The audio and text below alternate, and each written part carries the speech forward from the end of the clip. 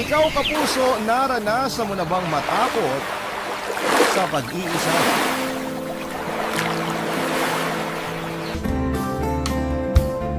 Dear Papa Dudu, magandang araw sa inyo. Ako nga pala si Julia. 35 years old ako nang nabuntis ako ng karelasyon ko si Peter. Mas bata siya sa akin ng 5 taon, Papa Dudu. Nareto lamang siya ng dating katrabaho ko. Nung una ay gusto ko lang ng kapling. Hindi kasi ako noon mahilig sa commitment. Ang gusto ko lang noon ay may pampalipas ng oras at pangtanggal ng stress sa trabaho. Samantalang si Peter naman ay gusto niya dati na maging seryoso ang namamagitan sa amin. Hindi ko po binalak na makipagrelasyon kasi hindi yun ang priority ko. Pero dahil sa isang insidente ay napilitan akong pumasok sa isang relasyon kay Peter. Naging kami after niya akong mabuntis, Papa Dudu. Hinala ko na sinadya niyang buntisin ako para pumirmi ako sa kanya. Sinabi ko sa kanya na wala akong balak magkaroon ng anak at binanggit ko rin na balak kong ipalaglag ang nabuo namin. Sinubukan niya akong pigilan at nagtagumpay siya doon, Papa Dudu. Nakumbinsi niya akong ituloy ang pagbubuntis ko. Nakumbinsi rin niya akong makipagrelasyon sa kanya. At doon ko na-realize na napapayag ako dahil nagustuhan ko na rin siya. Naramdaman ko naman kasi na mahal niya ako talaga at hindi lang katawan ko ang habol niya. Alam ko noon na bihira na sa mga nakakasalamuha kong lalaki ang katulad niya. Kaya naman sinabi kong payag na akong maging isang pamilya kami. Sa mga unang buwan ng pagbubuntis ko ay naging supportive siya, Papa Dudu. Siniguro niyang maibibigay niya sa akin lahat ng kailangan ko at ng magiging anak namin. Nilagaan niya ako ng todo at doon ko talaga naisip na tamang pumirmi na ako sa kanya. Maswerte na ako noon sa kanya, Papa Dudu. Alam ko noon na kahit na anong mangyari ay hindi niya ako papayagan, lalo na ang magiging anak naming dalawa, Papa Dudu.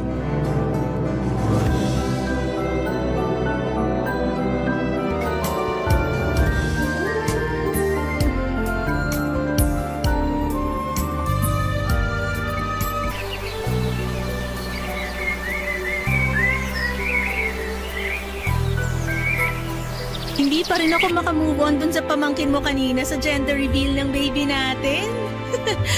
Akala porke kulay pink yung cake, strawberry flavored agad. Oo nga eh. Pasensya na ha. Nagwala pa talaga nung nalaman. Siya ba buntis?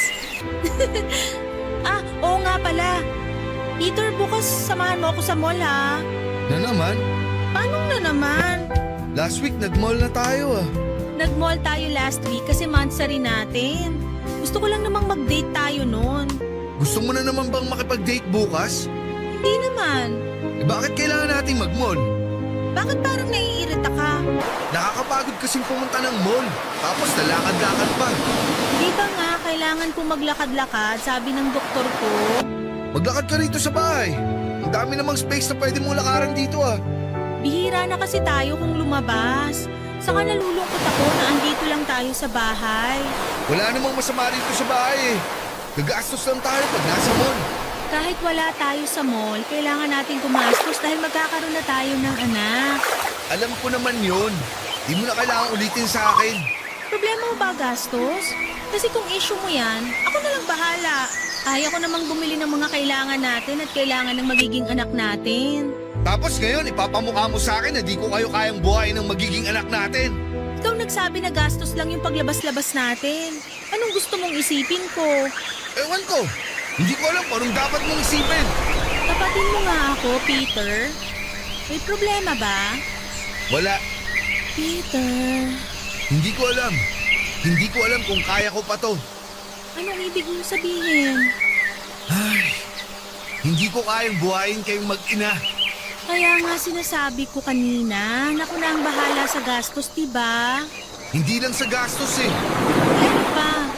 Ayokong maging tatay. Ngayon mo sasabihin yan sa akin? Hindi lilipas to. Matagal ko nang gustong sabihin sa'yo. Pero natakot akong sabihin kasi Ay, bukod doon, ayoko na rin maging karelasyon mo. huwag ka naman ganyan, Peter! Kung prank to, hindi nakakatuwa, ah! Julia, sorry. Pero ayoko na talaga. Hindi! Hindi! Naguguluhan ka lang! Siguro napagod ka kanina kaya ganyan ka mag-isip. Matulog na tayo tapos bukas wala na yan. Sigurado ako. Julia! Alam ko lang yan. Bukas sure ako. Gusto ko na ulit maging tatay. Kinabukasan ay nadatnang ko ang sarili kong mag-isa sa kama. Iniwan na ako ni Peter Papadudu. Kinuha na niya lahat ng mga damit niya at nag-iwan siya ng sulat sa akin at sinabing desidido na siyang umalis sa buhay ko. Tinawagan ko siya pero hindi naman siya sumasagot. Nakiusap ako sa mga kamag-anak niya na tulungan ako sa kanya at nahanap ko naman siya sa tulong nila Papadudu. Kinausap ko siya at pinapauwi na sa bahay pero ayaw na niya. Umuwi ako noon na mag-isa at iniyak ko ang lahat. Ilang beses ako nakiusap sa kanya na makipagbalikan at lahat ng yon noong binitawan ako ni Peter. Hindi ko na nakilala pa ang sarili ko mula nang iniwanan niya ako. Napabayaan ko ang trabaho ko, Papadudu. Hindi ko na alam kung ano ang gagawin ko noon kaya nag-resign na lamang ako. Nagkulong ako sa bahay at walang ibang nilapitang tao. Nagkasakit ako at halos makunan na ako noon dahil sa lungkot at stress. Kung hindi ko na kinaya pa ang sitwasyon ko ay nilapitan ko na ang best friend ko. Ang baklang best friend ko na si Julio. Kaedad ko rin at ka-birthday pa. Hindi ko sana siya gustong lapitan noon dahil pagagalitan niya lamang ako. Pero na-realize kong baka kailangan ko na ngayon para matauhan ako. Pinagdarasal ko pa rin kasi noon na magkabalikan pa kami ni Peter kahit na alam kong alanganin na. Pinuntahan ko siya sa kondo niya at doon pa lamang ay naramdaman na niyang may problema na ako. Mas kilala pa ako noon ni Julio kesa sa sarili kong pamilya kaya siya ang nilapitan ko. Kasi alam ko noon na maiintindihan niya ako sa mga desisyon ko.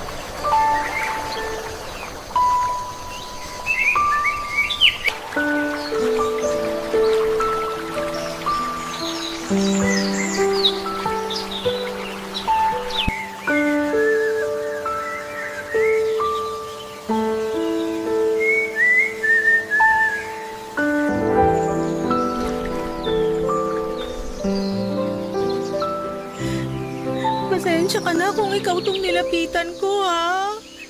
Hindi ko na kasi alam gagawin ko, eh. Nagtatak. Ang lungkot-lungkot ko. Ang lalaki naman kasi buntis ka, mas emosyonal, mas hormonal. Mahal ko lang talaga si Peter. Yan din. Anong gagawin ko para bumalik siya? Huwag mo na pabalikin. Paano kung ipalaglag ko na itong nasa tiyan ko?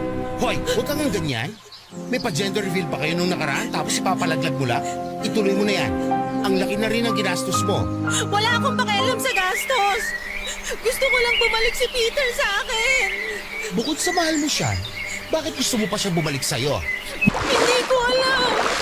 Siguro natatakot ako. Hindi ko to kayang mag-isa. Girl, ang dami mo nang nagawang bagay ng mag-isa.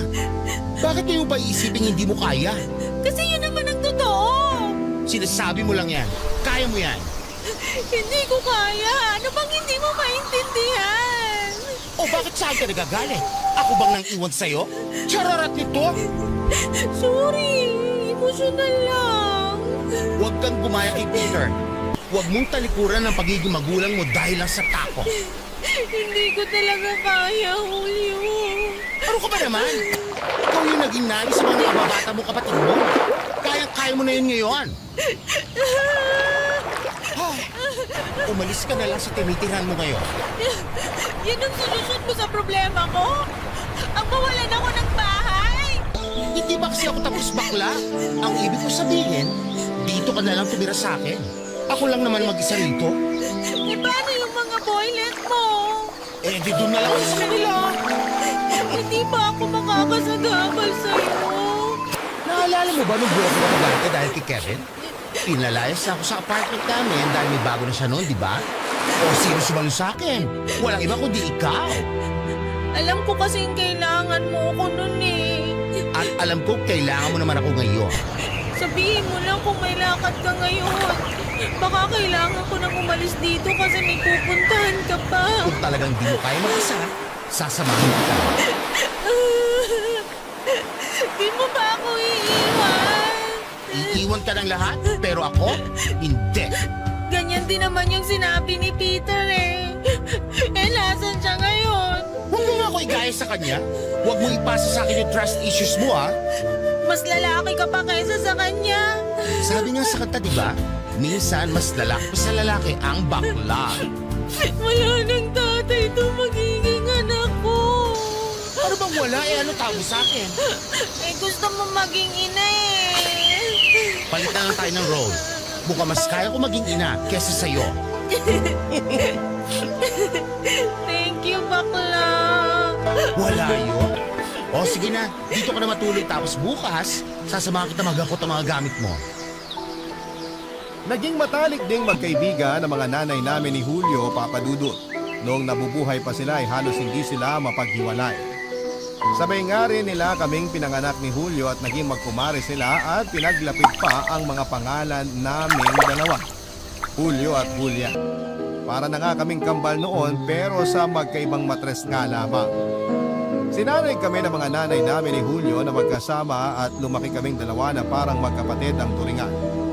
Lagi kaming magkasama noon hanggang sa pagtanda. Inisip nga rin ng mga nanay namin na ipapakasal kaming dalawa pero hindi yun natuloy dahil lalaki rin pala ang gusto ni Julio. Kaya naman sinabi ng mga nanay namin na babawi na lamang daw sa magiging apo nila. Yun nga lang ay pareho ding hindi rin inabot ng mga nanay namin ang mga magiging apo nila dahil sabay din silang napatay dahil sa isang aksidente. Sa pagkamatay noon ng mga nanay namin ay mas lalo kami naging close ni Julio. Kinapitan namin ang isa't isa sa mga panahong nangungulila kami sa puno.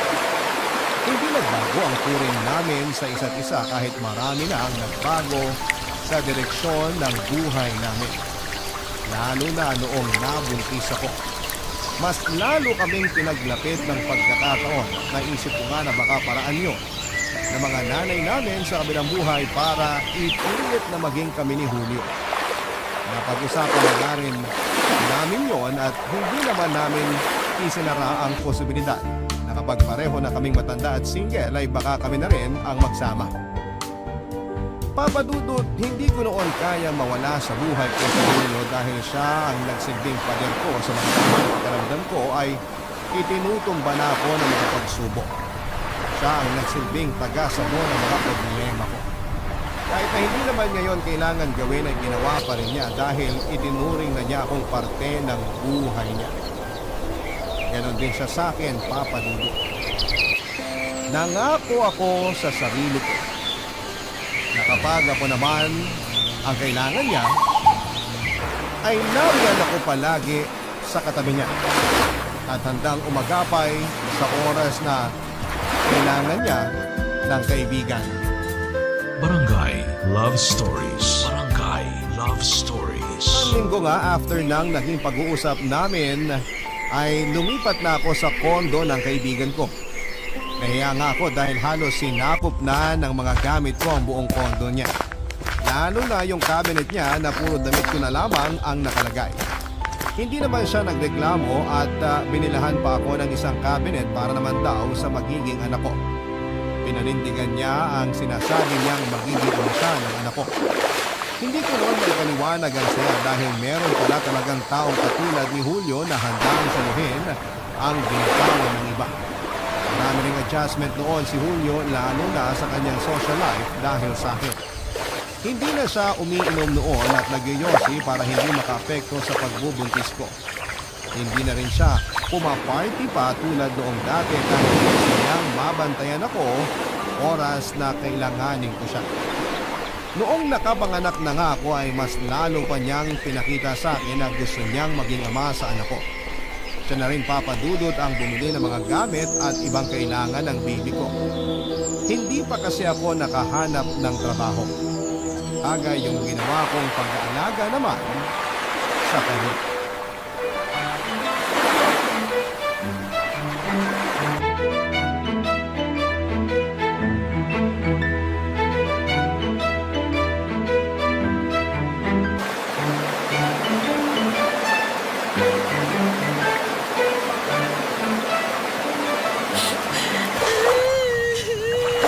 Bakit ka umiiyak? Ano nangyari?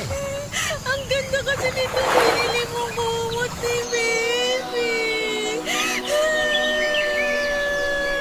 Ang lambot. Bakit iniiyak mo kung maganda? Hindi ko alam. Gusto ko lang umiyak. Kahapon lang iniiyak mo yung bagong linis na oven toaster. Tapos ngayon? Ay, ewan ko sa'yo. Baka bukas, iyak mo na yung dishwashing liquid, ha? Iniyak ako na yun last week eh. Sayang naman, di ko naabutan. Oh, bakit? Naawa ako sa'yo kasi di mo naabutang iniyakan ko yung dishwashing liquid.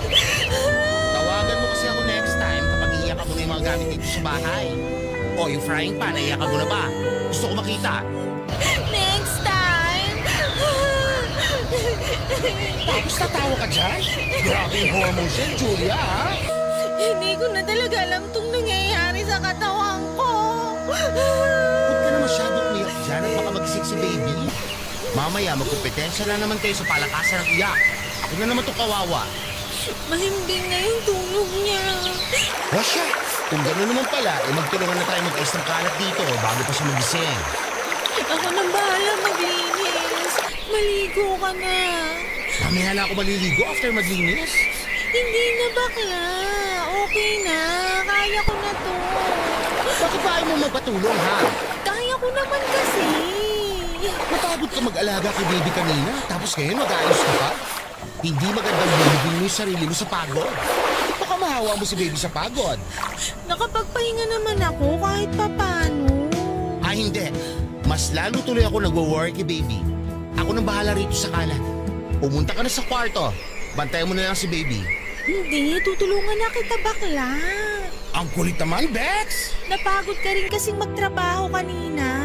Ano bang napagod eh? Nag-Facebook lang ako buong shift ko. Ang dami kong inad na boys, ha? Loka ka talaga? Nakonsensya lang ako sa wala.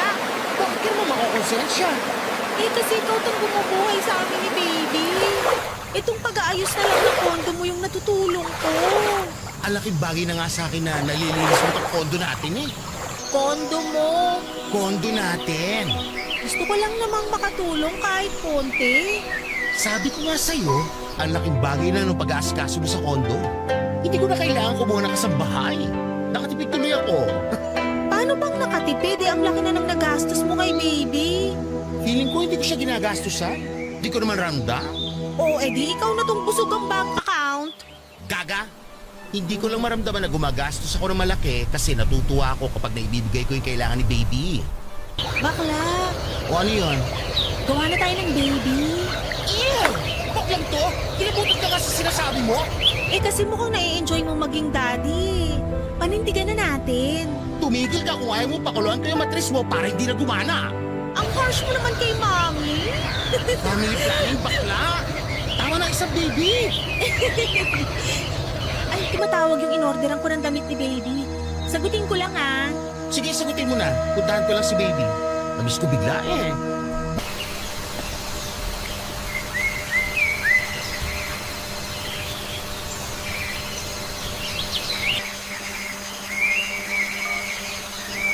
Peter naman. Sabi ko sa'yo mamaya ka na tumawag, di ba? Gusto ko kasi kayo, baby. Baka pwedeng mag-video call tayo ngayon. Gusto ko kayo makita. Hindi pwede. Kasama ni Julio si baby. Oo na. Sige na, bye. Hindi alam noon ni Julio na may communication na ulit kami ni Peter.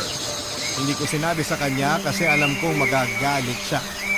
Wala naman po akong balak itago noon habang buhay yung pagkikita namin ni Peter pero wala pa kasi akong lakas ng loob para sabihin kay Julio ang lahat. Malaki ang naging galit ni Julio kay Peter dahil sa pag-aabandona sa aming mag-ina kaya alam kong hindi na gustong makita na lumapit pa sa akin si Peter. Kaya naman nung time na nagparamdam muli si Peter sa akin ay nilihim ko yon, Papa Dudu. Nangyari ang lahat isang buwan bago ako manganak. Tinawagan ako ni Peter at sinabing nagsisisi na siya sa ginawa niyang pag-iwan sa akin. Nakipagbalikan siya sa akin pero nagmatigas ako. Sinabi ko lahat ng masasakit na salita kay Peter pero tinanggap niya lamang yon. Ilang beses siyang nagmakaawang magkabalikan kami pero tinanggihan ko. Sinaktan niya ako noon kaya hindi ko na siya balak pabalikin pa sa buhay namin ang magiging baby ko. Yun nga lang noong time na nakapanganak na ako ay doon ako naging marupok. Sinagot ko ang tawag niya at sinabing nakapanganak na ako. Na-feel kong kailangan ko siyang muli sa buhay ko. Kaya naman lihim kaming nagkabalikan. Nagkikita kami kapag umaalis noon si Julio sa bahay at nagpupunta noon sa kondo si Peter para dalawin kami ng baby namin. Walang naging clue si Julio sa nangyayari sa amin ni Peter at natatakot ako kapag nalaman na niya. Lalo na't gusto na noon ni Peter na magsama na ulit kaming dalawa. Ilang beses niya akong pinilit na iwan ko na raw si Julio para magsama na kaming pamilya. Aminado ako noon na gusto ko nang makasama si Peter para bumuo na kami ng pamilya. Pero noong time na walang-wala ako ay si Julio ang naging pamilya ko.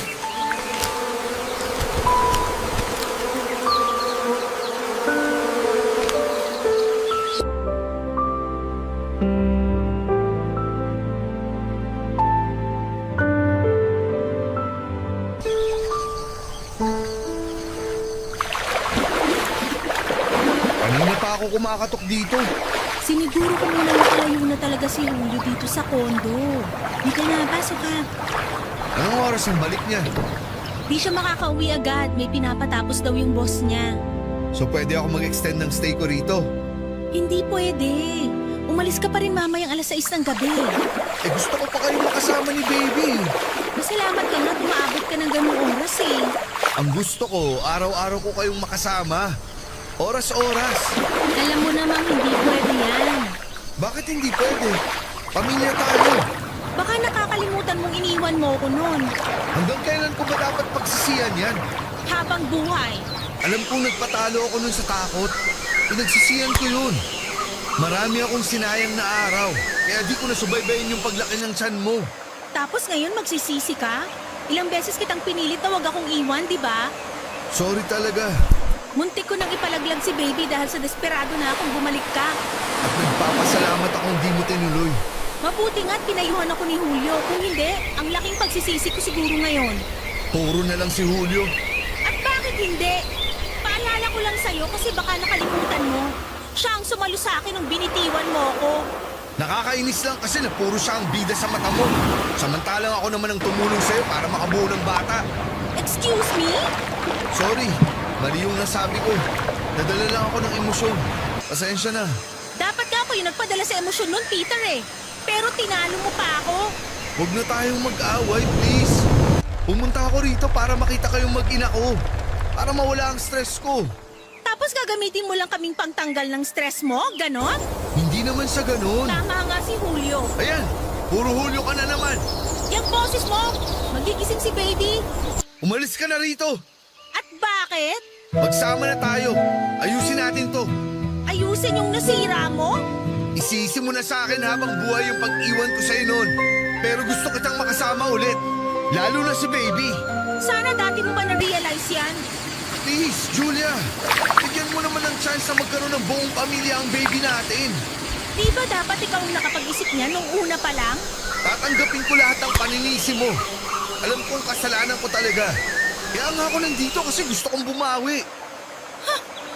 Julia, natuto na ako. Alam ko na kung anong kailangan ko. Kayo ni baby. Kayo lang ang kailangan ko. Talaga lang ha? Tapos sa susunod kapag natakot ka uli, iiwan mo uli kami. Hindi na mauulit yun. Wow, ang confident naman masyado. Oo. Kasi alam kong mahal kita. Ikaw, mahal mo ba ako? Hindi ako nakasagot sa tanong ni Peter dahil aminado kung mahal ko pa rin siya at yon ang totoo. Kahit gaano kalaki ang naging galit ko sa kanya ay hindi pa rin mawala sa puso ko na mahalin siya. Papadudot niyakap ako niya at doon ay nanghina na naman ako. May nangyari nga sa amin ang araw na yon. Doon ko mas lalong naramdaman na kailangan ko siya sa buhay ko.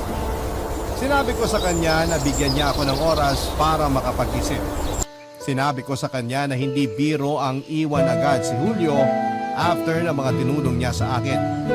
Nainis si Peter dahil panay ang banggit ko sa pangalan ni Julio at ilang beses kong dinipensahan si Julio kay Peter pero hindi yon umepekto. Naramdaman kong nagsiselos lamang si Peter kaya gano'n ang galit niya kapag pinupuri ko si Julio.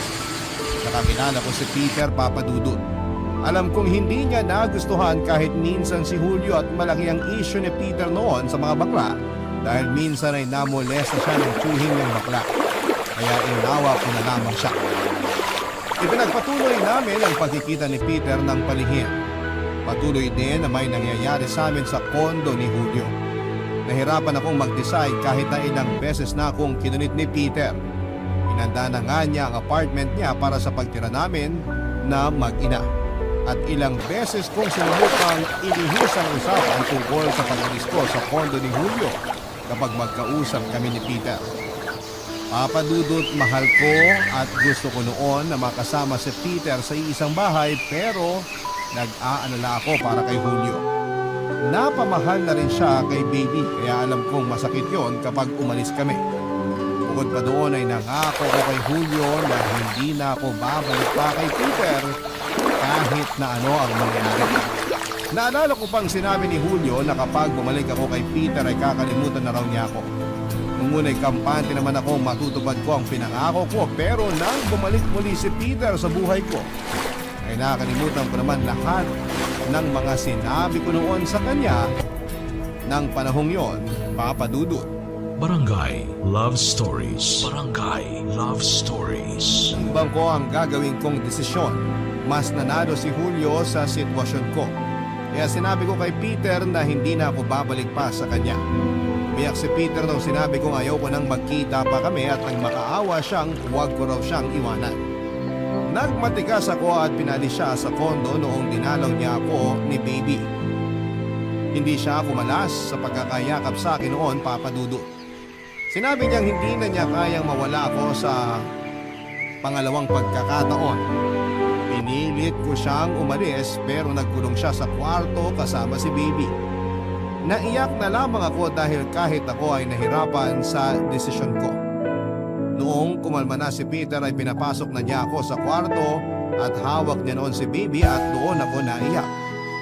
Hindi ko alam kung dala lang ba ng hormones ko o talagang gusto kong maging pamilya kami ni Peter muli. May nangyari ulit sa amin, Papadudut. After noon ay umalis na siya ng walang paalam. Naiyak ako noong pagkagising ko at wala na si Peter sa tabi ko. Tinawagan ko siya para pabalikin siya sa kondo habang wala pa si Julio. Tinanggihan niya ako at sinabing mas magandang araw ata na magkahiwalay na kaming dalawa. Kinulit ko siyang bumalik at ginawa naman niya at nag-usap kami ng masinsinan sa naging desisyon ko. Bago gumabi ay umalis na siya ng kondo dahil pabalik na rin noon si Julio. Napaagang uwi ni Julio dahil na-miss daw niya si baby at nakonsensya ako, Papadudut. Nahirapan na akong bitawan sina Peter at Julio dahil pareho silang mahalaga sa buhay ko. Pero alam ko noon na kailangan ko nang mag-decide. Lumipas pa nga ang 3 araw at nabuo na ang isang desisyon na gusto ko at kailangan ko nang panindigan.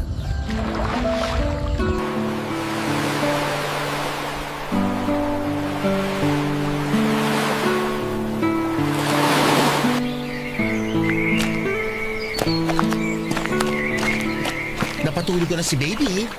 Mas kaya mo talaga siyang patulugin kaysa sa akin, no? Kasi ako naman yung totoong nanay niya. Mukha naman. Okay ka lang ba, girl? Oo naman, bakit? Kanina ka pa maputla eh. Puyat lang to. Alam mo namang ilang araw na akong pinapahirapan ni baby sa gabi. Ang hilig kasing matulog ni baby sa tanghali eh. Ayan tuloy, ang active sa gabi. Oo nga eh. Bakla, nag-worry na ako sa'yo ha. Bibili ako ng vitamins mo para sa dugo. Nakausap mo na ba yung OB-GYN mo kung anong pwede sa'yo? Puntahan ko siya bukas. Samahan kita. Day off ko naman saka... Oy! Julia, ba't bigla ka tumakbo?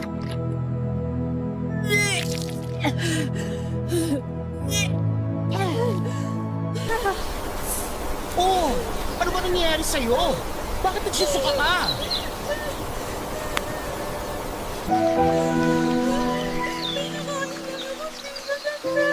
Takot sa ospital. Baka kung ano na yan. Wala to. Julia, oh, pati ka sa ulo.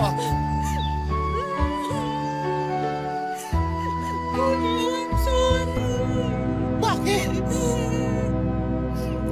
Buntis ako. Buntis?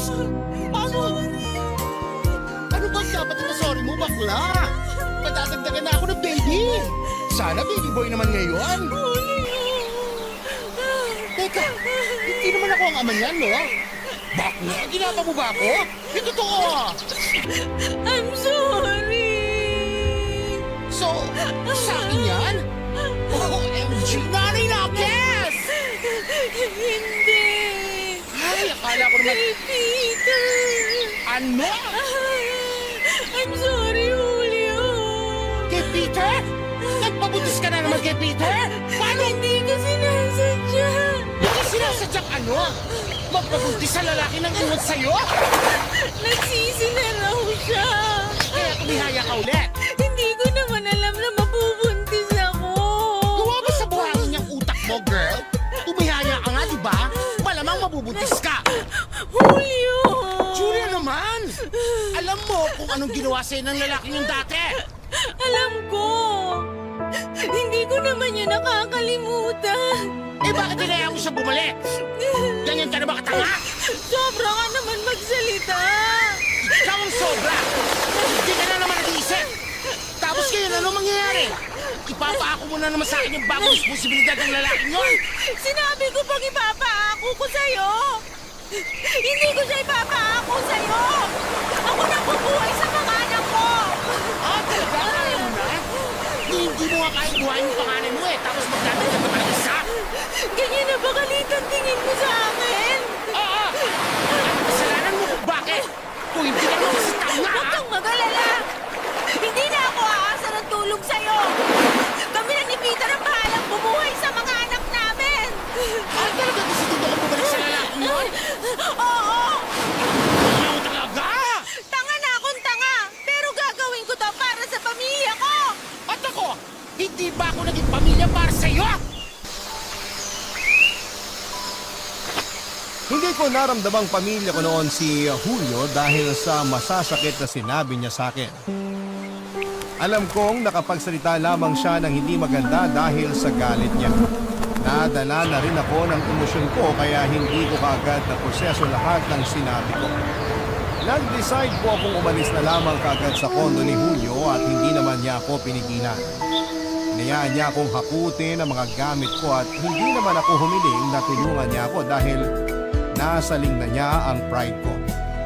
Naramdaman ko ang panliliit dahil sa mga sinabi niya. Alam ko naging dependent ako sa kanya pero hindi naman sana niya pinaramdam sa akin na pabigat ako sa buhay niya. Sinundo ako ni Peter noon sa labas ng kondo ni Julio at hindi ko na pinapunta pa sa loob ng kondo si Peter dahil baka magpang-abot lamang silang dalawa. Nagsama na kami ni Peter after kong umalis sa kondo ni Julio. Hindi na muling nagparamdam sa akin si Julio at nalungkot ako dahil aminado kong namiss ko siyang kasama. Lalo na noong time na malapit na akong mga anak, Papa Dudu. Bigla ko naalala yung pag-alala niya sa akin nung nanganak ako sa panganay ko. Hindi ko naman siya magawang tawagan noon dahil na rin sa pride at hiya. Mabilis lang na lumipas ang mga buwan at nakapanganak na ako. Hindi ko na inaasahan pang dadalaw sa akin si Julio. Tinanggap ko na noon na sarado na siyang chapter sa buhay ko. Pero laking gulat ko na lamang nang pinuntahan niya ako sa ospital isang araw after kong manganak. Binalita pala ng kapatid ko sa kanya na nanganak na ako. Nagbaba siya ng pride at pinuntahan ako. Hindi ko man maamin noon, Papa Dudut, pero ang saya ko. Naiyak na ako noon pero pinigilan ko na lamang dahil na rin sa pride na nararamdaman ko.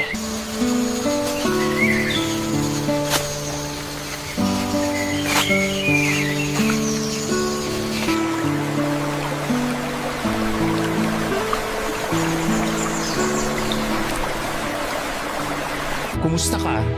Ito, ayos lang. Kumusta yung tahi mo? Yung tahi ko talaga ang kinukumusta mo. Hindi ko alam ang sasabihin eh. Ako rin naman. Nanibago lang ako. Ngayon lang ulit kita nakaharap after Yung away natin. Ito naman kasi eh. Oh, bakit ako? Ikaw kaya itong nagalit bigla. Sino bang hindi magagalit? Nagpabuntis ka na naman. Ano ka, pusa sa bubungan? Akala ko ba masaya ka nung nalaman mo buntis ako? Nung hindi ko pa alam na si Peter yung ama, mas gusto ko pang ginapang mo na lang ako kaysa nagpabuntis ka sa tukbol na yon. Dahan-dahan naman. Tatay pa rin yun ng mga anak ko. Ay, wala akong pakialam. Kung pumunta ka rito para awayin ako, please, preno muna. Baka bumuka yung tahi ko dahil sa'yo. Bibili ako ng sinulid at karayan doon sa store sa labas. Ako na magtatahi ulit. Kunin mo yung pink na sinulid ah. Favorite color ko yon. At favorite mo naman magpabuntis kay Peter. Ayan ka na naman eh. Sorry, hindi pa rin ako makamove on sa galit ko sa kanya eh. Patawarin mo na siya. Ako nga napatawad ko na eh. Napatawad ko na siya nung sa nagawa niya sa'yo. Oo eh bakit galit ka pa rin sa kanya ngayon? Kasi kinuha niya kayo ni baby sa akin. Julio. Alam ko mas may karapatan siya sa inyo dahil siya ang ama ng mga bata pero ako'y naging ama sa panganay mo nung nawala siya. At habang buhay kong ipagpapasalamat yun. Pero ganun talaga. Dapat kong tanggapin na mas kailangan mong piliin siya kasi alam mo na, kayo naman yung nakabuo. Ako lang naman to sumalo. Hindi ko naman siya pinili. Ha? Wala naman akong balak bumalik sa kanya. Oo, nung una gusto ko. Pero naalala ko nung iniwan niya ako. Paano kung bumalik ako sa kanya tapos iwan niya ako uli? Mas magiging masakit yun sa akin lalo't nakasama na niya yung anak namin. Eh bakit pinaglaban mo siya nung sa akin? Bakla naman, ang sasakit ng mga sinabi mo sa akin. Lumaban lang ako sa'yo. So talagang hindi ka bumalik sa kanya? After kong umalis sa kondo mo, nakitira muna ako sa kanya. Nung nakahanap na ako ng matitiran ko, umalis na rin ako. Hinayaan kanyang umalis? Wala rin naman siyang magagawa. Saka bago mo pa nalaman yung tungkol sa amin, sinabi ko na sa kanya na di na ako babalik sa kanya. Ikaw yung pinili ko, bakla. Pero inaway mo ko. Eh sorry, kala ko naman kasi. Nagpapadala ka kasi lagi sa emosyon. Ay, ako ba talaga? Eh sino ba yung nabuntis ulit kahit wala pang 1 year yung panganay niya? Ha? Hindi emosyon yun. Ano yun? Box, bumalik ka na sa kondo. Magtulungan tayo ulit. Bakla, hindi na. Okay na. Eh paano ka? Anong paano ko? Dalawa na ang baby mo. Kailangan mo ng tulong. Ako ang dahilan kung bakit may dalawa akong anak na magkasunod ngayon. Kailangan kong panindigan to. Pwede mo naman panindigan habang nagpapatulong, di ba? Sabi mo nga dati, marami akong kinayang mag-isa, di ba? Yung pagiging ina pa kaya, Nakaka-proud naman. Sure na ba yan? sure na ako. Pero kung kailangan mo ng tulong, nandito lang ako. Pamilya mo ako. Pinanindigan kong mag-isa ang pagiging ina. Nahirapan ako noong simula at aminado naman ako doon pero kinaya ko ang lahat dahil nakita kong lakas ang mga anak ko.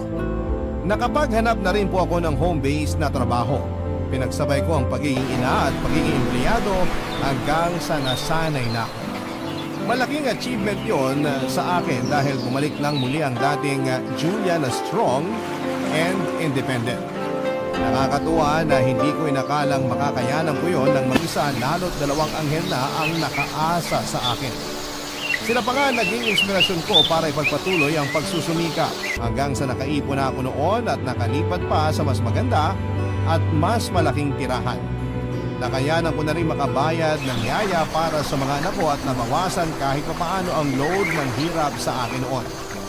Tinulungan pa rin naman ako ni Peter at Julio, lalong-lalo na si Julio. Sinisigurado niyang may malalapitan ako oras na kailanganin ko ng tulong. Bawat tawag ko noon ay sinasagot niya kahit alanganin pa ang oras. Nagkapatawaran na kami sa mga hindi magagandang sinabi namin sa isa't isa. Madali lang noon ang magpatawa dahil malaki ang pagmamahal namin sa bawat isa. Sa ngayon po, Papa Dudut, ay wala pa rin akong karelasyon dahil mas gusto kong ituon muna ang oras ko sa mga anak ko. Nag-ibang bansa na rin si Peter para mas malaki ang maisustento niya noon sa mga anak namin. Habang si Julio naman ay nagkaroon na ng bagong karelasyon na isang single dad. Natuwa ako dahil parang may anak na ulit siya sa katauhan ng anak ng bago niyang karelasyon. Masaya ako sa kinakbo ng buhay namin after ng mga naging gulo, Papa Dudut. Ang dapat na gawin. Umuwi ako noon para ipaalam na sa mga magulang ko ang nangyari. Alam ko naman noon na hindi sila matutuwa sa ibabalita ko dahil ilang beses nila akong binilinan na huwag munang mag-aasawa. Dahil kailangan ko munang pag-aralin ang bunso kong kapatid. Gusto rin nila noon na sila muna ang unahin ko bago ang ibang tao. At naiintindihan ko naman dahil sila ang pamilya ko. Pero lahat ng yon ay nagbago mula nang nalaman kong nakabuo na nga kami ng GF ko.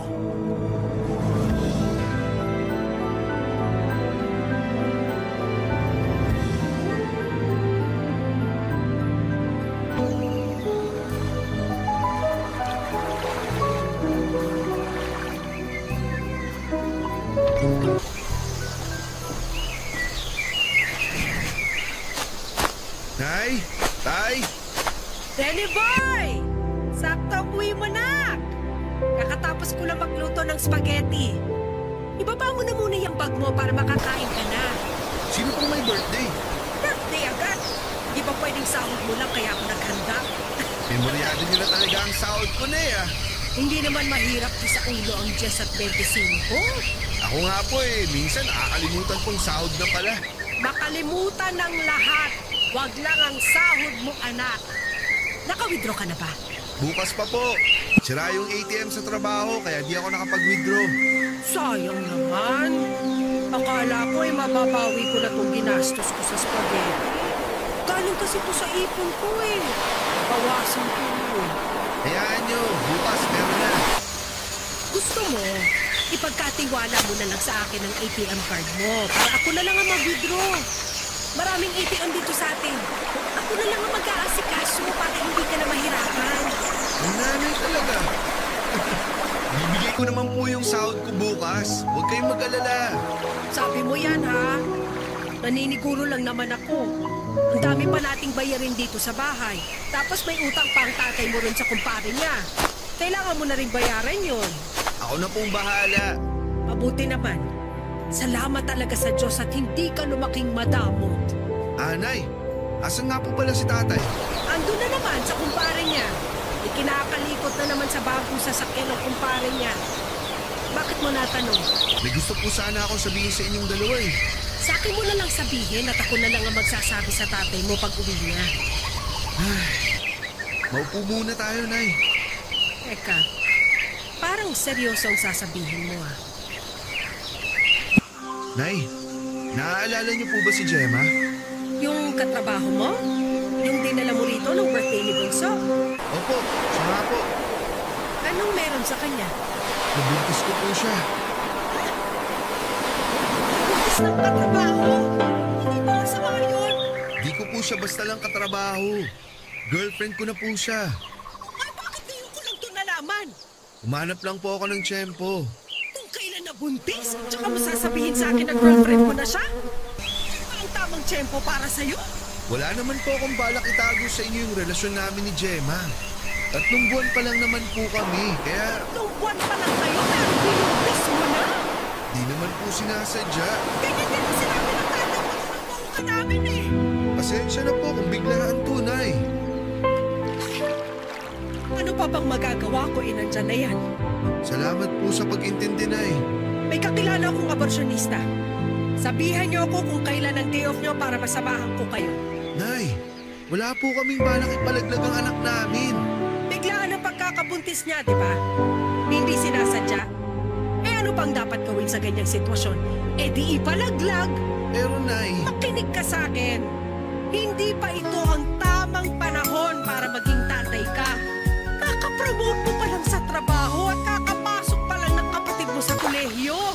kaya ko naman pong pag-aralin si Bunso, Nay. Kahit na. Ano naman yun, anak? Mas malaki rin ang maibibigay mo rito sa bahay pag kaming pamilya mo lang ang makikinabang.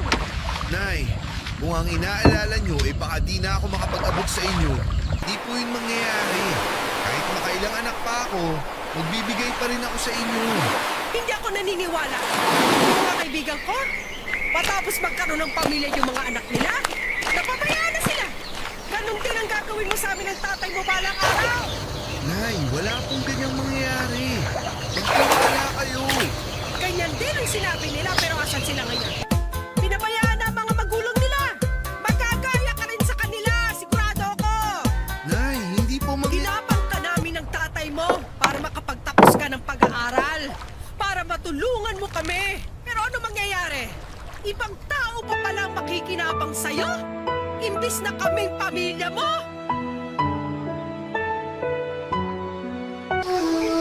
Nasaktan ako sa huling sinabi ni Nanay Papa Dudut. Pakiramdam ko isa lang akong investment noon sa kanila dahil sa mga salita niya. Pinilit ko siyang unawain dahil pakiramdam ko naman ay nabigla lamang siya sa binalita ko. Naisip kong gano'n naman ang mga tao lalo na yung may mga edad na katulad ni Nanay. Nagiging maramdami na. Pinaliwanag ko sa kanya na hindi na siya kailangang makaramdam ng takot, na hindi na ako mag-aabot dahil gagawin ko pa rin ang obligasyon ko sa kanila. Noong dumating si tatay ay pinaliwanag ko ang nangyari at naiintindihan naman niya. Narinig ko pa silang nagtatalo ni Nanay sa kwarto dahil para raw kinakampihan ako ni tatay sa sitwasyon ko. Pagkatapos nilang makapag-usap ay saka naman ako binulikan ni Nanay para kausapin. Kalmado na siya noon at mukhang nakumbinsi na siya ni tatay na huwag nang magalit. Sinabi ni Nanay na handa niyang tanggapin ang pagkakamali ko. Ang sinabi niya ay para hindi ako tuluyang lumayo sa kanila ni tatay ay dapat tumira kami ni Gemma sa bahay. Hindi ko yon sinangayunan kaagad dahil alam kong gusto ni Gemma na magsimula kaming dalawa sa ibang bahay.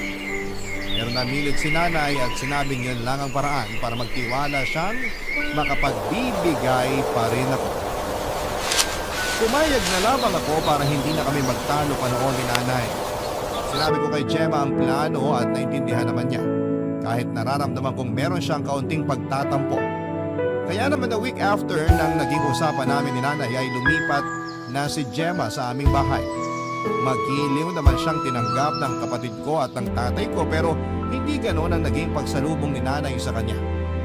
Mula nang tumira si Gemma sa bahay, lagi na lamang mainit ang ulo ni Nanay sa kanya, Papa Dudut.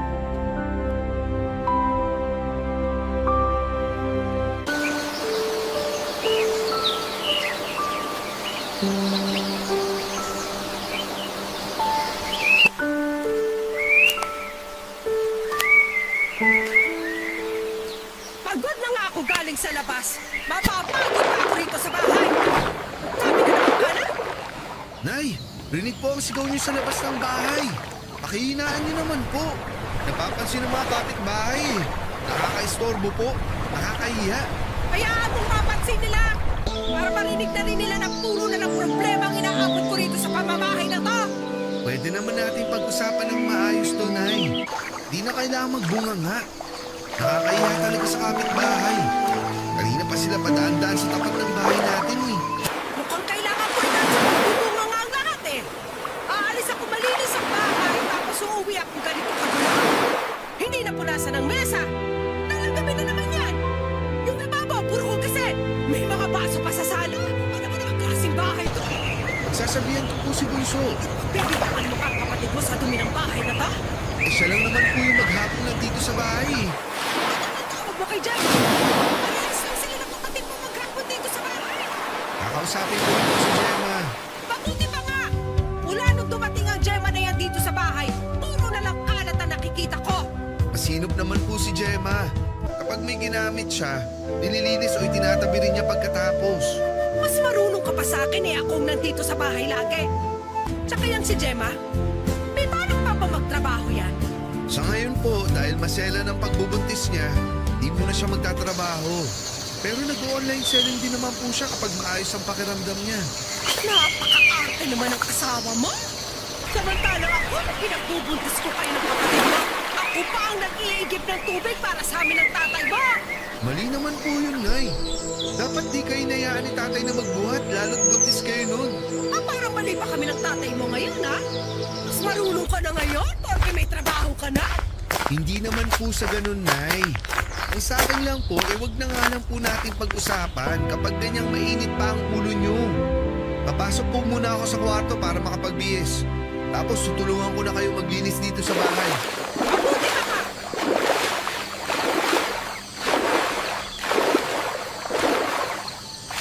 Gemma, Hindi ako makalabas ng kwarto. Ano yung bunganga ng nanay mo eh. Kanina pa ako naiihi. halika, sama na kita. Kailan ba tayo aalis dito? Alam mo naman ang sitwasyon ko, di ba? Eh, paano naman ang sitwasyon ko? Sa tingin mo, hindi ba sa pinagbubuntis ko ang mas stress dahil sa pagbubunganga ng nanay mo? Ayaw nilang kasi ng maruming bahay. Ganun naman ang mga nanay. Eh, sino ba naman kasi may gusto ng maruming bahay? Pero, Rene Boy, hindi naman ako nagkakalat dito sa bahay niyo eh. Nandito lang ako sa kwarto maghapon kasi nga nahihilo ako. Kung lalabas man ako, para lang magbanyo. Dahil ayoko nga magtagal sa paligid ng nanay mo. Intindihin mo na lang si nanay. Matanda na eh.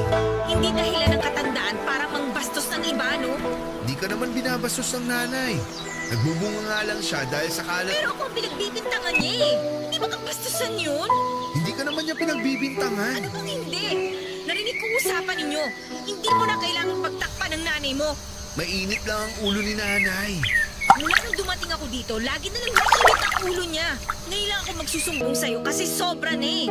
Lagi na lang niya akong pinaparinggan. At pag nagdadala siya ng bisita rito sa bahay ninyo, ako laging ginagawa nilang topic. Lagi niya ako sinisiraan sa mga bisita niya. Hindi ko naman may pagtanggol ang sarili ko dahil wala ka rito. At syempre, ayoko mas magkasamaan pa kami ng loob ng nanay mo. Kaya ano, pagsasabihan ko si nanay. Para ano? Para mas lalo pa niya akong pag-initan. Eh anong gusto mong gawin ko? Umalis na tayo dito. Bumukod na tayo. Yun ang dapat na gawin mo. Ako naman ang pagbigyan mo para sa anak natin. Gemma. Ayoko umabot tayo sa ganito pero mamili ka na lang. Kaming mag-ina mo o ang nanay mo. Hindi ako natuwa na pinapili ako ni Gemma sa pagitan nila ni nanay. Nagtampo ako sa kanya at napansin naman niyo. Nagsorry siya kaagad sa akin at sinabing nadala lamang siya ng emosyon. Umiyak na rin siya dala ng sobrang stress na nararamdaman kay nanay. Noon ako naawa kay Gemma kaya naman kinausap ko si nanay. Galit si nanay noong nalaman niyang gusto ni Gemma na bumukod na kami. Munti ka pa niyang sugurin noon si Gemma kung hindi lang siya napigilan ni tatay. Kinausap ko si Gemma at humingi pa ako ng kaunting panahon sa kanya para makasundo niya si nanay. Gumawa ako ng paraan para makapag-usap si nanay at Gemma kung talagang hindi naging maganda ang resulta. Noong una, nakikipag-cooperate pa si nanay at pinakikisamahan si Gemma. Pero nang tumagal ay bumalik pa rin sa dati si nanay. Nagtiis pang muli si Gemma dahil wala rin naman siyang ibang mapupuntahan. Gusto pa rin niyang makasama ako kaya pinili niyang makisama kay nanay.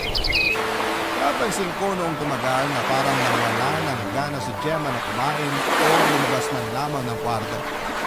Nakabili na siya ng sariling arinola niya at kapag napupuno yun ay pinipigil na lamang niyang huwag maihi o uminom ng maraming tubig. Kaya doon ay nagkaroon siya ng severe UTI papadudo. Inamin niya lahat sa akin noong na-ospital na siya. Doon ako naawa sa kanya lalo't sobrang stress na ang inaabot niya kay nanay. Malaki ang ipinayat ni Gemma dahil sa lungkot. Kaya naman bago pa umabot sa punto na pati ang baby namin ay nadamay, minabuti kong magpaalam na kinananay para bumukod. Binigay naman ni tatay ang blessings niya sa paggalis namin pero hindi ganon ang nangyari kay nanay. Kinonsensya niya ako at pinaramdam na hindi ako naging mabuting anak sa kanya. Nasaktan ako sa mga sinabi ni nanay pero mas pinili kong wag na lamang magpadala sa masasakit niyang salita. Barangay Love Stories. Barangay Love Stories. Makalipas lamang ang isang linggo mula noong naospital si Gemma ay umalis na kami sa bahay. Tinaon naming wala si nanay dahil pakiramdam namin noon ay mag-uumpisa siya ng gulo. Before kasi kami umalis noon ni Gemma ay nagbanta na si nanay, naguguluhin niya kami hanggang makalabas kami ng bahay. Para raw makita noon ng mga kapitbahay na pabaya akong anak at walang kwentang malugang si Gemma. Ayaw namin syempre ni Gemma ng gulo kaya nakiusap ako kay tatay na ipasyal muna si nanay para hindi niya maabutang paalis kami noon ng bahay. Nakikonsyaba na rin ang bunso kong kapatid dahil alam niya ang ugali ng nanay namin. Nagmadali kaming umalis noon at binilinan ko na lamang sina tatay kung sakali mang may maiwan pa kami ay ipa-deliver na lamang. Wala pang 4 na oras ay nakalipat na kami sa bago naming inuupahan. Hindi yon kalakihan pero sapat na yon sa amin noon dahil yon ang patunay na kaya na naming magsolo. Naging masaya si Gemma pag-alis namin sa bahay ni nanay. Napansin kong bumalik na muli ang sigla niya at nawala na ang pagiging maputla niya. Mas naging inspirado pa siyang magbenta online dahil nakagagalaw na siya sa wakas. Nagbukas na rin kami ng isang bank account para sa magiging anak namin. Nagsipag kaming pareho para makabili na rin ng ibang mga kailangan namin sa bahay. Nagalaw ko ang inipon ko para lamang merong kaming mailagay na gamit sa bahay. Nagpatuloy pa rin naman ako sa pagpapadala ko ng nanay pero nawasan ko dahil napunta karamihan ng pera ko sa upa at ibang kailangan namin ni Gemma para sa aming pagsisimula. Inunawa naman yon ni tatay at siya na nga nagsabi na wala namang problema dahil meron naman daw silang naitabi ni nanay. Hindi noon ang bunso kong kapatid. Sinabi niyang nagpa-part-time siya bilang encoder upang makatulong daw sa kanyang pag-aaral. Masaya ako noon na tinutulungan ako ni tatay at ng bunso kong kapatid. Maliban na lamang kay nanay na hindi pa rin naging sapat ang naiaabot ko para sa kanya.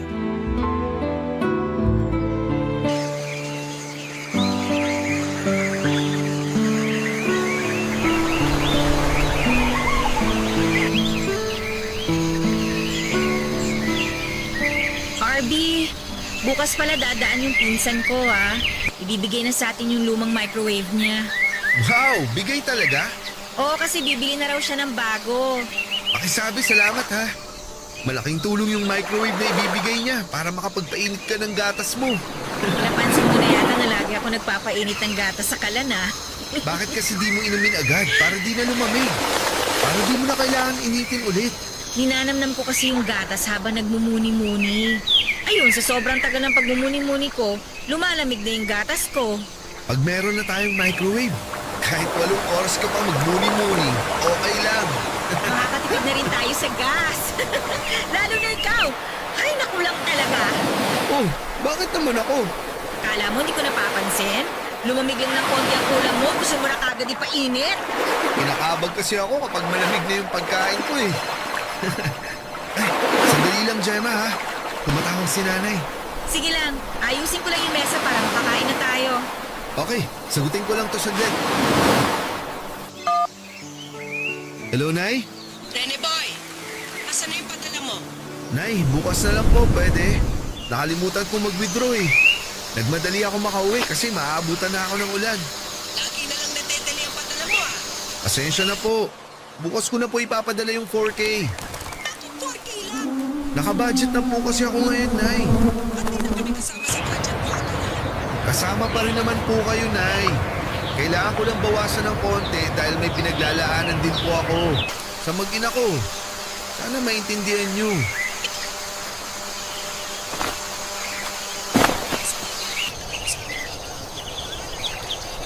Hindi lang naman po to para kay Gemma. Para rin po sa magiging apo nyo. At saka kailangan ko rin makabawi sa ginastos namin sa paglipat namin.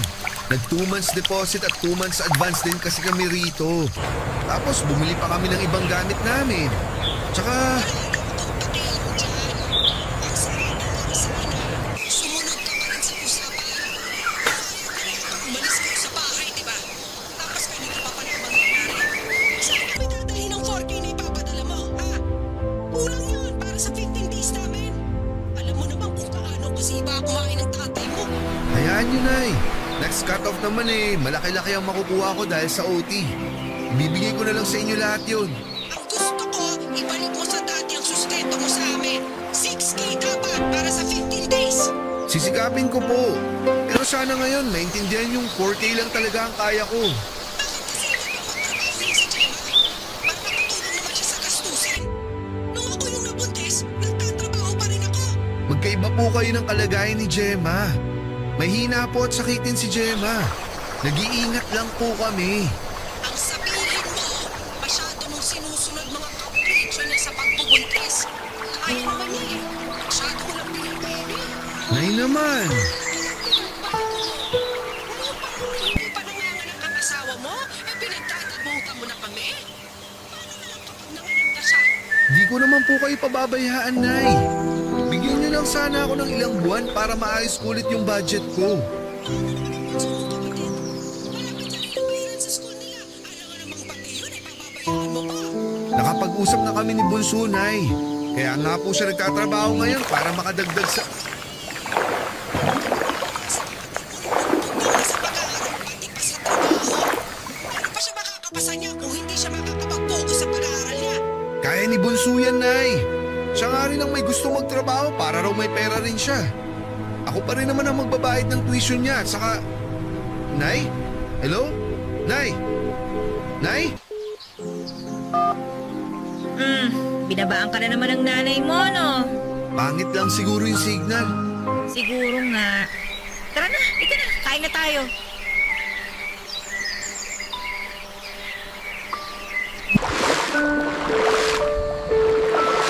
Papadudot dahil sa lakas ng boses ni nanay habang kausap ako sa phone ay narinig tuloy ni Gemma ang usapan namin.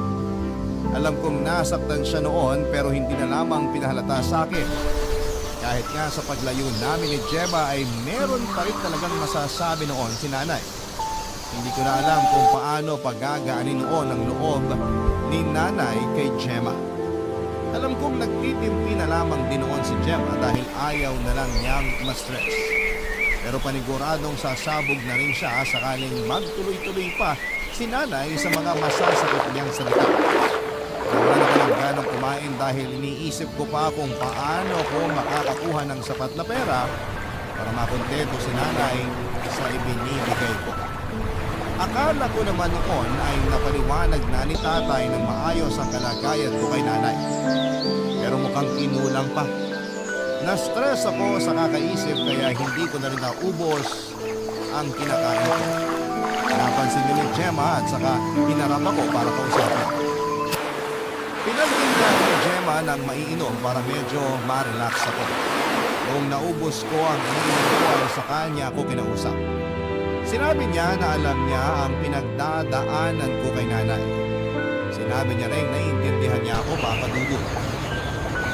Idadagdag pa niya na sana raw dumating na si nanay sa punto na maiintindihan niyang may sarili na akong na kailangang buhayin. Naisip kong tama si Gemma sa mga sinasabi niya tungkol kay nanay. Naisip ko nga rin na baka masyado lang nasanay si nanay na inaabutan ko siya lagi ng pera kahit kailan niya gusto. Baka nga hindi pa lubusang natatanggap ni nanay noon na yung panganay niya ay may nabuo ng pamilya. Kaya mas lalo tuloy lumawak ang pag-unawa ko kay nanay dahil baka hindi niya lamang ako ma-let go dahil anak niya ako.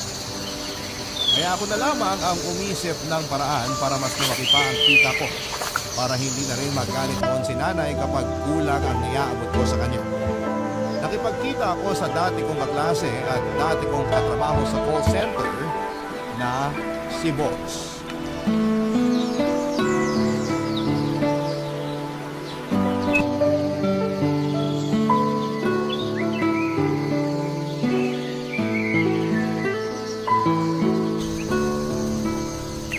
Kamusta ka na, Bogs? Mukhang asensado ka na. Hindi naman. Guminhawa lang ng konti. Anong konti? Panay kaya out of town mo? Saka panay ang picture mo sa bagong sasakyan at relo mo. Last month lang nag-tour ka sa Canada, di ba? Ah, napansin mo pala? Ini-enjoy ko lang naman ang pinaghihirapan ko. Dapat ganun ka rin. Sa batch natin sa call center, ikaw pa naman kung pinakamasipag sa lahat. Masipag, pero wala masyadong pera. Mali kasi ang pamamaraan mo ng pamumuhay eh. Ay, mali ba? Ano ba ang tama? Huwag kang masyadong malinis. Ha? Madumi kaya ako sa sarili. Minsan nga, inuulit ko polo shirt ko kahit nagamit ko na eh. Uy, hindi yun ang ibig mo sabihin. Hindi ba yun? Ano ba kasi? Gusto mo bang kumita ng pera tulad ko? Yun nga rin ang habol ko, kaya ako nakipagkita sa'yo eh. Dumihan lang natin ng konti ang lahat, ha? Ha? Anong dumihan? Hindi kita maintindihan. Atin lang to, ha? Kahit di mo patusin tong offer ko, huwag ka magkakamaling ipagsabi sa iba. Okay? Oo naman. Scammer ako. Seryoso ba? Bakit sa tingin mo ma-afford kong bumili ng sasakyan? Branded na sapatos, branded na relo. Bakit ako weekly nakakapag out of town at once every 2 months nakakapunta ako sa ibang bansa? Teka, magbebenta ba ako ng drugs? Kung drugs yan, pas ako ha. Tanga, hindi. Scam nga to. Paano bang scam? Di ba delikado yan? May scam bang safe? Nasa iyo na lang kung paano ka mag-iingat. Mula nung tanggal ako sa call center, ito nang pinasok kong trabaho. Triple ang pasok ng pera. Maniwala ka. Ano bang gagawin? Nung nirecruit ako, ang naging system, magpanggap daw ako na empleyado ng mga bangko. Bali, ganun din ang gagawin mo kung sakali. O tapos? Meron kaming maliit na kondo na nirentahan. Doon nagaganap ang mga transaksyon. Nakukulangan pa ako sa mga sinasabi mo eh. Paka-explain pang maigi. Natatakot kasi ako kasi baka mamaya sumbong mo ako sa mga pulis. Hindi ako nagsusumbong. Kailangan ko rin talaga kumita ng extra ngayon kasi nakabuntis ako. Tapos kailangan ko pa rin ituloy ang sustento sa magulang at kapatid ko. Eh di mas lalong dapat kang pumasok sa trabaho ko. Magtiwala ka sa akin. Di ko to ipagsasabi sa iba. Ano bang gagawin kung sakali? May nagpapasa sa amin ng iba't ibang bank details ng iba't ibang tao. Tapos tatawagan namin sila. Kailangan lang namin malaman ang totoong pangalan, address, at birthday ng may-ari ng bank account na yun. Tapos, magpapanggap kami ng agent ng bangko. Na kesyo may mga reward na kailangan convert to cash dahil malapit na mag-expire. At ito ang pinaka-importante. Kailangan lang namin i-record yung pagbanggit nila ng account number at birthday nila para ma-transfer na namin yung pera nila sa amin. Buti naniniwala yung mga tinatawagan mo. Laganap sa Facebook yung mga ganyan eh. Hindi pa rin ba sila natututo? Nako, huwag na sana silang matuto para di mamatay ang negosyo namin. Ano pang gagawin? Paano nyo makukumbinsi yung tao na totoo ang sinasabi nyo? Magsalita ka lang ng mabilis tapos banata mo ng English. Hindi sila bibigay. Tsaka alam mo naman ng mga tao. Matutuwa ang mga yan kapag nalaman nilang makakakuha sila ng pera o reward. Babanggitin mo pa lang sa kanila na may reward sila matatanggap, susunod na agad sila sa ipagagawa mo. Lalo na yung mga matatanda na o yung mga bagong gising. Sila talaga madalas namin mabiktima. Kaya yun ang ginagawa nyo. Oo! At yun na rin ang gagawin mo. Parang di ko ata kaya. Ganyan din ako sa simula. Madali lang to, promise. Ay, sige, go pa rin ako. Basta, walang sabit dito ha. Maniwala ka pare. Walang kasabit-sabit to. Natakot man pero kinagat ko pa rin ang proposal ni Bogs sa akin, Papa Dudu. Nalaman ko na nakarami na rin pala siya ng kuha ng pera sa iba't ibang tao. Meron din naman daw noon na pumapalya siya pero hindi naman nahubuli. Kapag alanganin raw, yung nasa kabilang linya, si Bogs na rin mismo yung magbababa ng tawag para hindi na matrace pa yung number niya. Yon ang sinabi niya sa akin. Dinagdag din niya na matututunan ko rin daw na makaramdam kapag mapapahamak na ako sa kausap ko sa kabilang linya. Parang gusto kong umatras noon, Papa Dudut, pero noong pinakita sa akin ni Bogs ang mga pumapasok na pera sa kanya ay nainganyo na ako.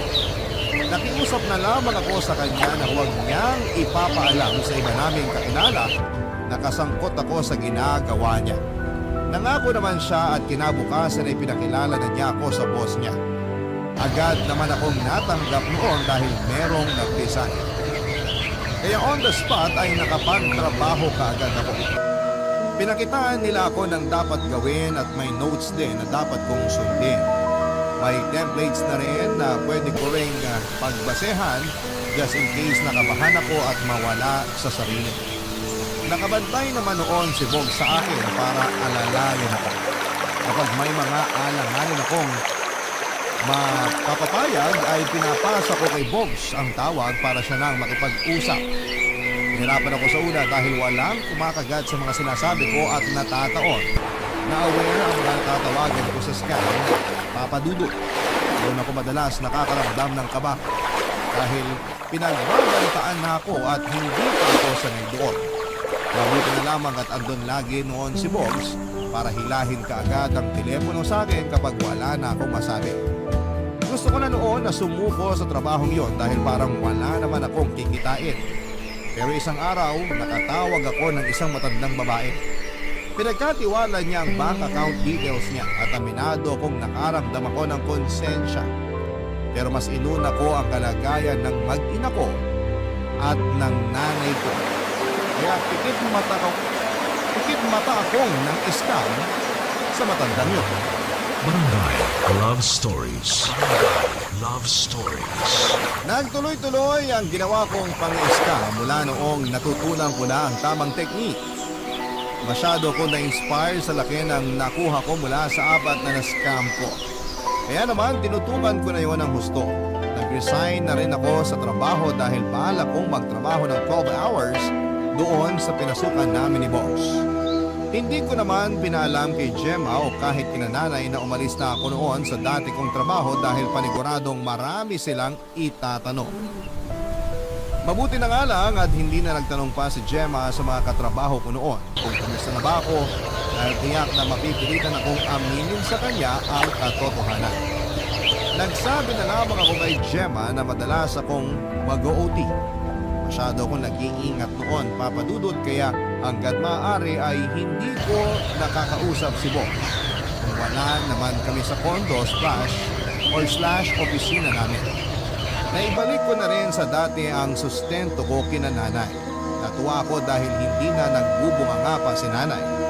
Dinagdagan ko na rin yung sustento nila para hindi na niya pag-isipan pa ng hindi maganda si Gemma. Pinahinto na rin sa pag-sideline yung bunso namin para hindi na siya mahirapan sa pag-aaral niya. Nasabi rin kasi ni nanay na bumababa daw ang grades ni bunso dahil nga nahati na ang atensyon niya sa pag-aaral at sa pagtatrabaho. Pumayag naman si bunso at para may pera pa rin siya noon ay pinadadalhan ko na rin siya ng palihim. Hindi ko yon sinabi kay Gemma lalo na yung dagdag na sustento na ibinibigay ko kina nanay. Ayoko na rin kasing makarinig kay Gemma ng pangaral. Dahil nung mga nakaraan ay puro siya pangaral sa akin na akala mo ay bata ako na nagkakamali. Naintindihan ko naman ang gusto niyang sabihin. Kaso hindi ko yon kailangan dahil mas lalo lamang bumababa ang aking moral.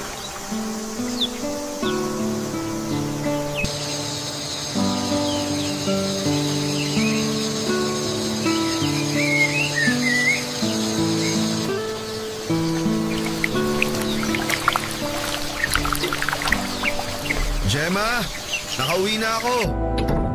Kumain ka na? Kumain na, pero kung gusto mo, pwede naman akong kumain ulit. Tapos na rin akong kumain. Nakapag-vitamins ka na ba? Kanina pa. Gusto mo matulog na tayo? Pwede bang mag-usap muna tayo? Papangaralan mo ba ako ulit? Kung oo, baka pwedeng sa day off ko na lang. Pagod kasi ako eh. Pumunta rito ang nanay mo kanina. Oh, inaway ka na naman ba? Hindi nga eh. O bakit parang disappointed ka pa?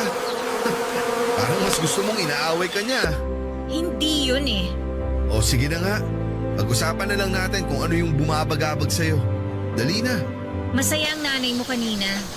Binalita niya sa akin na marami ka na raw binibigay sa kanyang pera. OA naman ni nanay. Di naman masyadong malaki yun. Baka good mood lang siya. Pinakita niya sa akin lahat ng pinapadala mo. RB, doble na ang binibigay mo per cut-off sa sahod mo? Oo. Eh bakit hindi mo man lang sinabi sa akin? Hindi ba yung mga ganyang bagay dapat pinag-uusapan natin yan? Eh sa tingin ko, di ko na rin naman dapat sabihin sa'yo. Maliit na bagay lang naman yun. Paano bang maliit na bagay? Alam ko kung magkano ang sinasahod mo. Kung ganun kalaki ang natatanggap ng nanay mo, paano tayo? Huwag kang mag-alala. Di naman ako nagkukulang ng inaabot sa'yo eh. Kailan ba ako pumalya sa pagpapasok ng pera sa savings natin? Di naman tayo kinukulang sa pang-araw-araw natin. May extra pa nga, di ba? Doon nga ako nagtataka eh. Kasi alam ko kung magkano ang kinikita mo. Pero sobrang inaabot mo sa aming lahat. Naipon lang yun mula sa mga OT ko sa trabaho. Kahit maipunan ka pa ng OT, hindi ka aabot sa ganong kalaking pera. Magpakatotoo na tayo, ano ba? Wala ka bang tiwala sa akin, Gemma? Masyado bang mababa ang tingin mo sa akin para di ako makakuha ng malaking sahod? Hindi yan ang ibig kong sabihin. Mabuti pa si nanay. Kahit nagbubunga nga sa akin na-appreciate pa rin niya lahat ng binibigay ko. Pinamumukha mo ba sa akin na hindi ko na-appreciate ang mga ginagawa mo? Parang ganun kasi ang tono mo eh. Iba lang kasi ang kutob ko eh. Iniisip mo ba na gumagawa ako ng masama? Feeling mo nang scam ako para kumita ng pera? Hindi naman. Parang ganun kasi ang nangyayari eh. Para sabihin ko sa'yo, malinis akong tao. Di ako papayag na galing sa marumi ang ipapakain ko sa inyo. Sorry kung nagdududa ako. Iba lang kasi yung kutob ko eh. Huwag kasi puro kutob ang pinaiiral mo. Lalo't buntis ka. Pakiramdam mo lang naman yan, dala ng hormones mo. Di ba nga nasabi na sa'yo ng doktor yan? Huwag ka nang mag-alala, okay? Promise, hindi ka gumagawa ng masama para kumita ng malaking pera? Hindi nga. Ang kulit eh. Natutulog na ako. Ayokong ma-stress sa mga pagbibintang mo.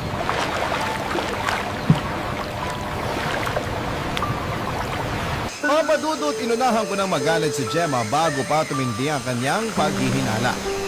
Sinisi ko naman ang sarili ko dahil sumobra nga ako sa pagbibigay ng pera na hindi ko man lang naisip na kaduda-duda na ang laki ng ibinibigay ko. Kaya nakaisip pa ako ng itadahilan kay Gemma, Papa Dudut. Sinabi ko na meron pa akong isang pinagkakakitaan pero hindi naman siya naniwala. Tumangon na lamang siya noon at hindi na kami nag-usap ulit tungkol doon. Dahil sa pananahimik noon ni Gemma ay mas lalo tuloy akong nakaramdam ng takot. Naisip ko na baka mas lalo siyang mag-imbestiga bilang gawain niyo ng mga babaeng naghihinala. Pinuntahan ko si nanay para sabihin sa kanya na huwag nang ipaalam kay Gemma na nag-aabot ako sa kanya ng sobra. Nagalit pa si nanay nung una dahil bakit daw nakikialam si Gemma. Pinakalma ko siya at sinabing hayaan na lamang niya dahil buntis nga si Gemma. Sinunod na lamang ni nanay ang gusto kong mangyari dahil ayaw din naman niyang bawasan ko ang pinapadala ko sa kanya. Nagtuloy-tuloy ang kalakasan ng pang-i-scam ko. Naungusan ko ng araw si Bog sa dami ng na-scam ko ayon sa boss ko. Hindi ko na lamang mararamdaman ko dahil nanguna ako sa pangluloko ng tao. Minsan may tinawagan ako na nagpasalamat sa akin dahil magagamit daw niya rewards na mako-convert to cash para sa dialysis ng tatay niya. Nagpa siya habang pinikwento sa akin ang nangyari sa tatay niya. Nakonsensya ako at agad kong pinutol ang tawa. Nakita yun ng boss ko at pinagalitan ako dahil nakakonekta pala sa kanyang tawag ko.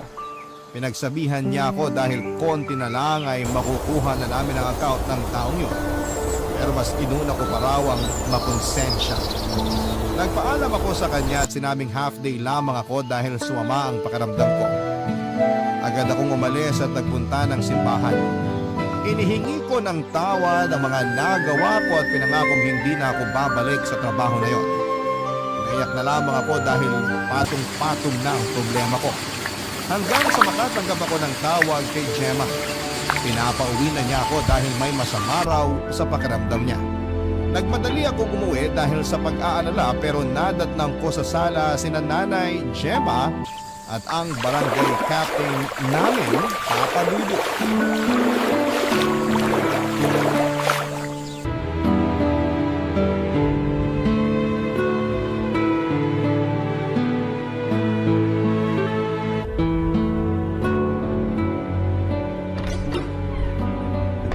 Nay, ano to? Nak, mabuti dumating ka na. Paupo ka muna. Ba't po kayo nandito, Kap? Sinadya talaga kita rito, Rene Boy. Nalaman na namin ang ginagawa mo. Uy, Gemma! Anong meron? May lumapit sa akin na nakakilala ko. Diretsahin mo na nga ako, Gemma! Huwag mong sigawan ang asawa mo. Ikaw na nga ito may atraso. Ikaw pa may gaan manigaw. Hindi ko nga alam, Kap, kung anong atraso ko eh. Bakit pinagbibintangan niyo ako na may ginawa akong masama?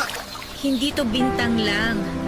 Yung asawa ng kakilala ko, nahuli dahil nang-i-scam sa mga bank account ng kung sino-sino.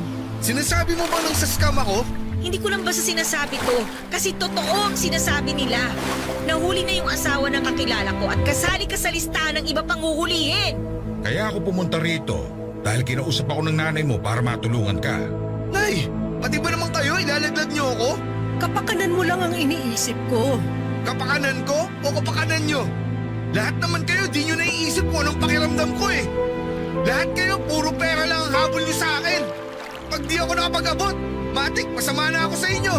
Kapag may inaabot naman ako, pinag-iisipan nyo pa rin ako ng masama. Pwede ka naman magkapera, pero sana hindi sa masamang paraan. Alam mo bang pwede na kita pauli anumang oras? O hindi lang dahil sa nanay mo? Hindi dahil sa nanay ko, di ako magkakaganito. Talagang ako pa ang sinisi mo? Maayos naman tayo dati kung di ka lang nakabuntis ng maaga. Ha? So sa akin naman po ngayon ang sisi? Meron pa bang iba na dapat sisihin dito? Dahil sa'yo, nasira ang budget ni Rene Boy. At dahil sa'yo, kaya napilitang gumawa ng masama tong anak ko. Pwede bang iisang tabi niyo muna mga personal niyong galit sa isa't isa? Huwag niyong kalimutan kung anong dahilan kung bakit tayo magkakaharap ngayon. Kailangan nating itama kung anong nagawang mali ni Rene Boy. Eh sobra na kasi tong nanay ni Rene Boy Kap eh. Lagi na lang nagagalit sa akin. Lagi na lang ako yung sinisisi niya. Kasalanan ko ba kung kailangan ako yung unahin ngayon ni Rene Boy? Hindi niyo ba naiisip na ako ninyo tong ipinagbubuntis ko? Baka gusto niyong itakwil ko pa magiging anak mo. Pasalamat kayo't matanda kayo, kung hindi baka pinatulang ko na kayo eh. Masalamat ka, buntis ka, kasi kung hindi, baka kinaladkad na kita. Tama na sabi! Hayaan niyo sila, Kap! Oh, ayos ka lang ba, Rene Boy? Ako? Ayos? Ayos na ayos, Kap! Ako pa ba? Wala ka naman ako ibang choice kundi maging ayos, di ba? Pasensya na kung nagdamay ka pa, Kap! Maayos pa natin ito. Kilala ko naman ang pamilya niyo, lalo na ikaw. Alam kong nagipit ka lang sa sitwasyon mo. Pwede kitang matulungan. Hindi na, Kap! Tumawag na lang kayo ng polis! Ipakulong niyo na ako! Ngayon na! Ano bang sinasabi mo? Nakabaliw ka na ba? Nakakabaliw maging anak mo, na! Binigay ko na lahat sa'yo, pero kulang pa rin talaga. Ni minsan, di ko naramdaman na sinuportahan niyo ako. Ni minsan, di niyo inintindi yung kalagayan ko.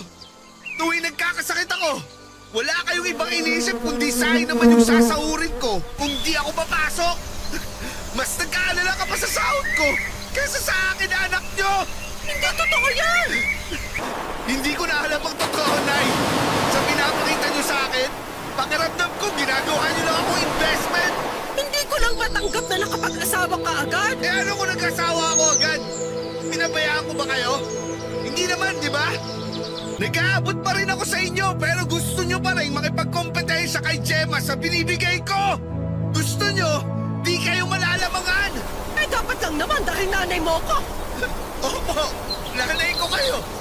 Di ko na yun matatanggal pa sa pagkatao ko. Pero sana, maisip yung tao lang din ako. Napapagod din ako, Nay. Kung bumuman ako ng pamilya ngayon, hayaan niyo ako. Kasi nasa edad naman na ako eh. At di naman ako nagkulang sa inyo. Bakit ba ang hirap para sa inyo na tanggapin yun? Saka mo ako maiintindihan ang husto kapag lumabas na ang anak mo. Ngayon pa lang naiintindihan na kita, Nay.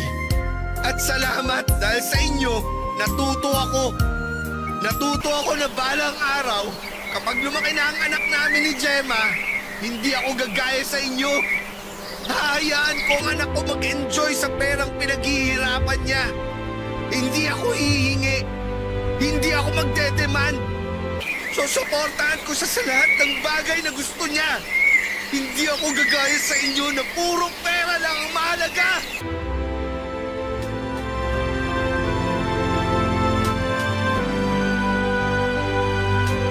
Papadudot hindi nakaimik si nanay at ganoon din si Gemma. Kahit sikap noon ay natulala na lamang sa mga sinabi ko.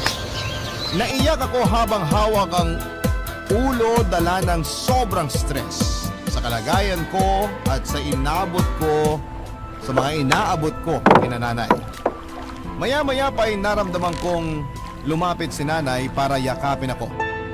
Umiyak siya at inihingi ng tawa ng mga nagawa niyang kasakiman sa akin. Sinabi niyang nadala lamang at nasilaw siya ng pera dahil masyado ako maluwag sa kanya. Sunod na yumakap sa akin si Gemma para ihingi ng tawad ang maigsi niyang pasensya sa akin. Sinabi niya na dala lamang yun ng stress dahil hindi na niya alam kung saan kami pupulutin. Kumapit si nanay kay Gemma para humingi ng tawad at ganoon din naman si Gemma kay nanay. Noong kumalma na ang sitwasyon ay hinarap na kaming lahat ni Kapitan para ipaliwanag ang mga mangyayari. Tumawag siya ng pulis para ipalamang nangyari at doon ay in-explain ko ang lahat. Nakipagtulungan na rin ako kapalit ng paglaya ko, Papa Dudo. Pansamantala ay nilipat muna kaming pamilya sa ibang lugar para sa ikakatahimik na lahat. Nahuli na ang mga dapat mahuli pero hindi pa rin ako kampanteng manatili noon sa aming lugar dahil sa takot. Mabuti na lamang at pumayag ang pamilya ko ang ma-relocate kami. Sa ngayon ay nagsisimula kaming muli sa mga buhay namin. May napasukan naman akong trabaho kaya lang maliit ang sahod. Magkakasama kami sa isang bahay ni Gemma, ang kapatid ko at ang mga magulang ko. Nagkasundo na rin sa wakas sina nanay at Gemma. May maliit na negosyo na rin silang dalawa, Papa Dudut, at yon ang pinagkakaabalahan nila. Si tatay naman ay namamasada ng tricycle habang ang bunso namin ay pumasok bilang assistant sa isang printing press. Hindi man kalakihan ang mga kinikita namin pero masaya ako dahil tulong-tulong kami sa pag-asenso. Papa Dudut,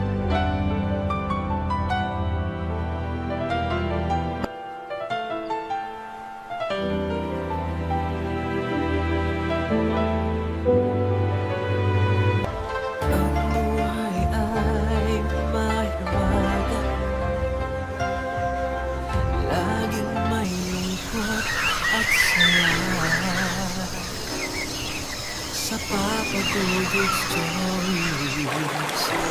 Laging may karamay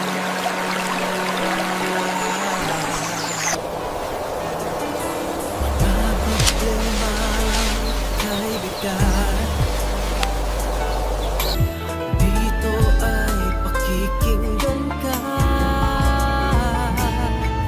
sa Papa Dudut Stories. Kami ay iyong kasama. Dito sa Papa Dudut Stories, ikaw ay hindi nag-iisa.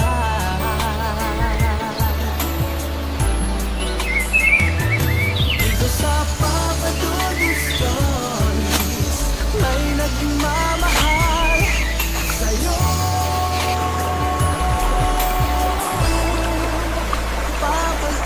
Stories, Papa Dudut.